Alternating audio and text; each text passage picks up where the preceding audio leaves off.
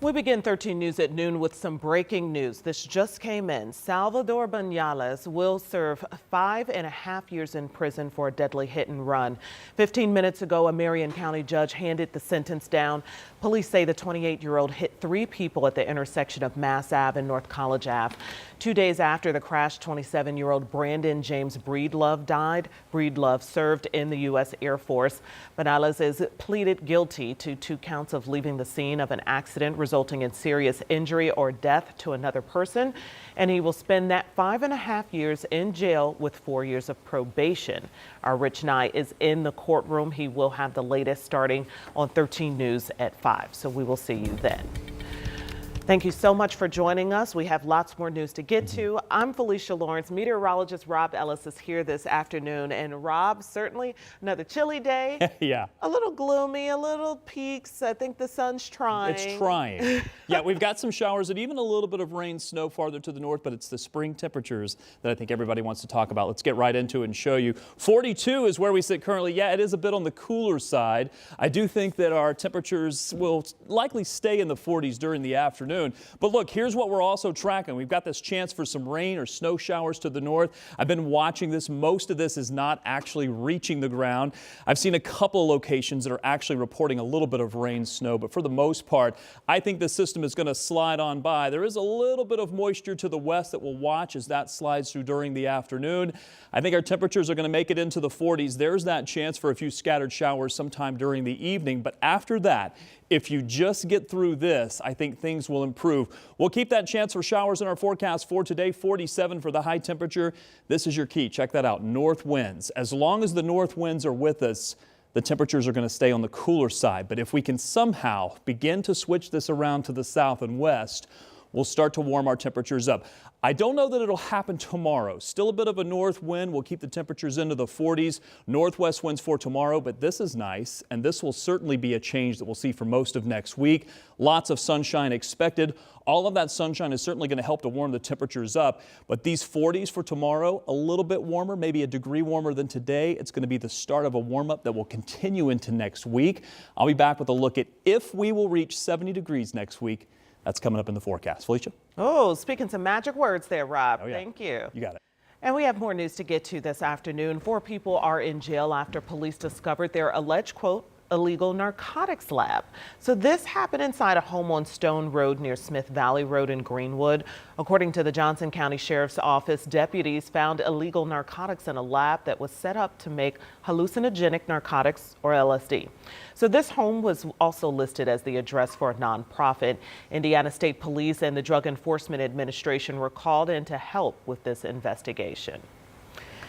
And the search is on for a man who allegedly left his dogs outside where they starved to death. So we do want to warn you that some of the details in this story, they're hard to hear. Police tell us a child found the dogs dead and frozen, covered in snow. That's when neighbors in Beech Grove alerted them of the problem. Officers say the dog's water was also frozen. A nearby heater did not appear to be plugged in. People in the area were shocked to hear of the allegations of what's happened. Neighbors tell us a simple plea for help could have helped save these animals. Take care of them. You know, and if you just don't have that situation, you don't have an inside warm situation to get them into, give them up or ask for help. Right now, Thomas Nooner faces an animal cruelty charge, and there is a warrant out for his arrest. And a person has died in a crash on I-74 in Decatur County. The crash happened around 4:45 this morning and had the eastbound lane shut down for almost an hour near Greensburg. When police got there, they found a car that had been stuck in the snow, or rather struck, in the slow lane by a semi. There was a woman in that car who died at the scene. Police say the driver of the semi has been cooperative. We do not yet know who that woman was. And some updates this afternoon surrounding a homicide on Indy's Southside. IMPD has made an arrest in this case. Last month, Metro Police found the body of Demetrius Starks inside a car behind the Greenwood Place Shopping Center. That's on Shelby Street near US 31. Well, newly released court documents say that he was shot several times. Those documents detail the shooting timeline and the questioning of the woman who was seen on video getting in the victim's car. Investigators say she admitted to being a prostitute. She also told them the suspect is her boyfriend, Joshua Blackwell. Blackwell is now under arrest. And that woman says he was listening to her conversation with Starks inside the car. She says that Blackwell saved her life when the victim threatened to kill her. Makes the driving a real rocky ride. And you could try though, but it is hard to dodge all of the potholes out there. Right now, crews are just trying to keep up. So far this year, NDDPW say leaders tell us that they have filled more than 60,000 potholes, but there are still thousands left to fix, and they are working around the clock to get this job done. We have had that crossover point where now we have had more complaints now this year versus this time last year. We're about 1,500 more, and that's probably not terribly surprising considering, how harsh this winter's been with the freeze-thaw cycle. Now, if we take a look at the pothole viewer, it's actually down because of a technical issue, but drivers can still report a pothole through Request Indy. So the goal is for crews to address these potholes within 2 weeks of a complaint coming in.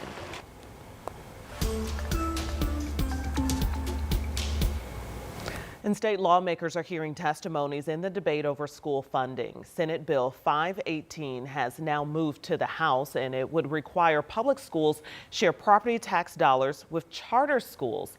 And those who oppose the bill say it would divide the community and cost the district resources as well as jobs. And those for the bill argue that it is about equality. Karen Campbell reports. In February, Senate Bill 518 passed with a vote of 28 to 21. Now, the House Ways and Means Committee is listening to testimony from educators, parents, and charter school operators. Charter school students deserve the same resources as any other public school student, and parents shouldn't have to fight for their tax dollars to follow their child. The bill calls for public school systems to share property tax dollars with charter schools. Some parents are pushing for the bill. We are not against public schools. They are who made us, right? We are, though, for equal funding. We are for dollars following students. But one mom of a charter school student says her child's school has the resources it needs. Kids get to learn piano there at this school. And we asked, how do you have the funds for this? It's because it's an innovation charter school. They have extra funds for things like that. They don't need to take the funds away from our district schools. If you vote to divide our tax dollars, you are voting to divide our communities. Others against the bill testified public schools have higher costs than charter schools have. They receive more state support per child because of the charter school grant. They get to buy public school buildings for $1. And they don't have to build them. So they don't have the inherent cost that other traditional public schools have. Those from both sides of the aisle made their voices heard and say they will continue fighting for what they believe is equality in education. Additional funding would help us improve key areas, and there's lots of talk about transportation and things like that, but what we really need in schools, whether it's IPS or a charter school, is to hire and retain highly qualified teachers. That's where the money should go.